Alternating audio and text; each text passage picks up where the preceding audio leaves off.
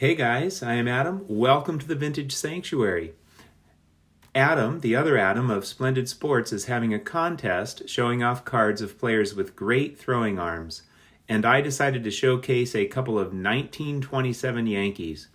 Now, one of these players is very well known, even by those who do not follow baseball, Babe Ruth. And the other is not very well known, even by those who do follow baseball, Bob Meusel.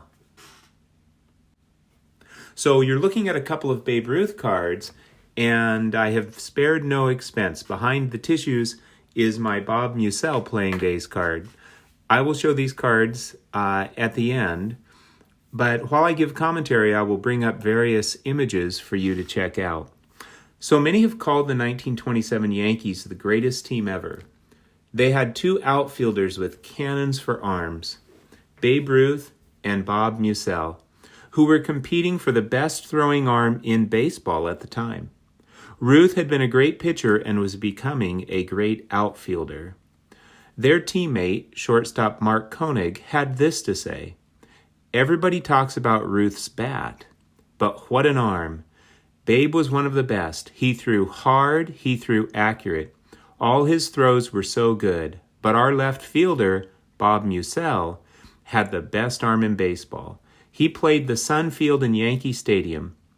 Him and the Babe went at it that whole year." By the way, the Babe and Bob would switch positions for various games because the Babe did not like to field in the sun, so Bob had the more challenging job in that regard. Continuing on, Ruth, Koenig said, had to settle for second best throwing arm to Meusel, but I would not want Babe to know I said that. Bob Quinn, former president of the Boston Braves and Boston Red Sox, had this to say when asked about Bob Meusel: "Meusel's arm was the best I ever saw, and I'm talking about strong arms, not merely accurate ones. Meusel threw strikes to any base from the outfield." Meusel's New York Times obituary called his throwing arm deadly accurate.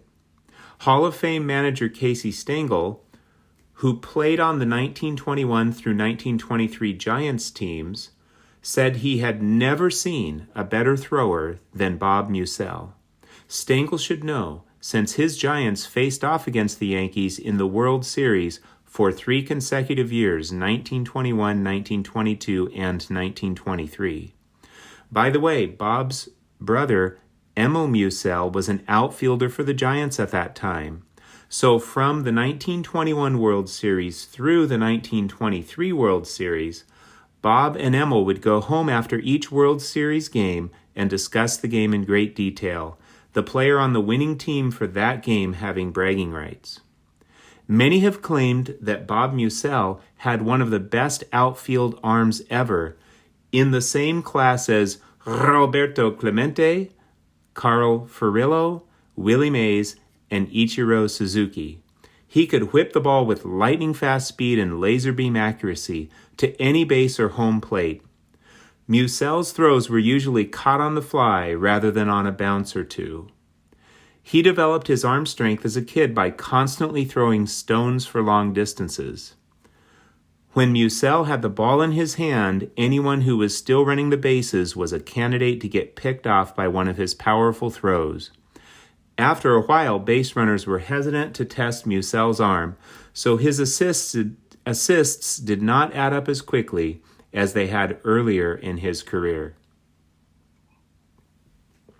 Meusel was best known as a member of the Yankees' championship teams of the 1920s, and he was a member of the famous Yankees' Murderers' Row, the name describing the first 6 hitters in the batting order: Earl Combs, Mark Koenig, Babe Ruth, Lou Gehrig, Bob Meusel, and Tony Lazzeri. Meusel batted 5th and hence wore jersey number 5 because that was the original Yankees jersey numbering system.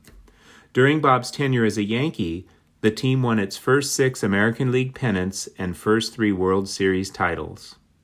In 1925, Meusel led the American League in home runs with 33, RBIs with 138, and extra base hits with 79.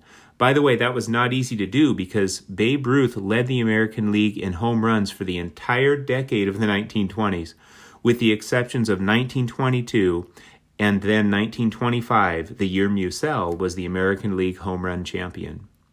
Nicknamed Long Bob because he was 6'3" with long arms, Meusel had a .309 career batting average. His 1,009 RBIs during the 1920s were the fourth most by any major league player for that decade. Meusel hit for the cycle 3 times, the first time against Walter Johnson in 1921. All right, let's check out these cards.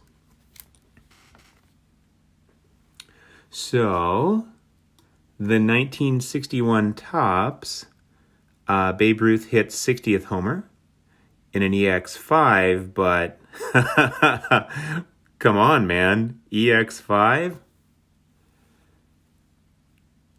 Looks more like a 12.5 to me. I think maybe, that back centering is off on the bottom, which is really common for this particular card. So maybe sometimes they really ding it for that, and sometimes they don't. So maybe they did this time. I don't know. Now, Joe, 4 soft corners. Rejoice. Look at this. We got a little softness on these corners. Let's see if I can show that softness. Little corner softness here, Joe. What do you think about that? I just love the green tint. So Babe hit 60 the next year, commemorating this in 62 as well with the green tint, which is pretty cool. Okay, I think it's time for the big reveal. Now, I bought this card about a year ago to this month. The buy it now price was low enough. I actually thought the seller would cancel my order, but he did not. So let's reveal the 1922 American Caramel Bob, nicknamed Dutch, Meusel. Outfield New York Americans. Check this beauty out. This one does have some sharp corners, that's for sure. It's been nibbled on a little bit. Other than the nibbling, this was probably nibbled on by Pepino Man to ensure authenticity prior to the advent of grading services. Doesn't he look long there? Long Bob. Doesn't he look like, he's got a long body and long arms? And then let's check out the back. The back is just beautiful. Notice there's a Wait Hoyt card I've been thinking about buying. I'm just not sure if I want to spend that much on it. I don't have a Wait Hoyt playing days. I gave my Wait Hoyt to Sammy. I'm happy I did because it showed him not in a Yankees uniform. And there's Bob Meusel, and we've got Babe Ruth as well. I guess I'll go ahead and put this one up here where you can see it. There we go. I guess that's pretty good. Maybe I'll move these over a little bit, and then that'll make some room. So I would have loved to have seen Roberto Clemente. Let me try that again. Roberto Clemente and Bob Meusel have a throwing contest, but of course they were from different eras. Thank you for sharing in my joy. I hope you had a wonderful and peaceful time in the Vintage Sanctuary.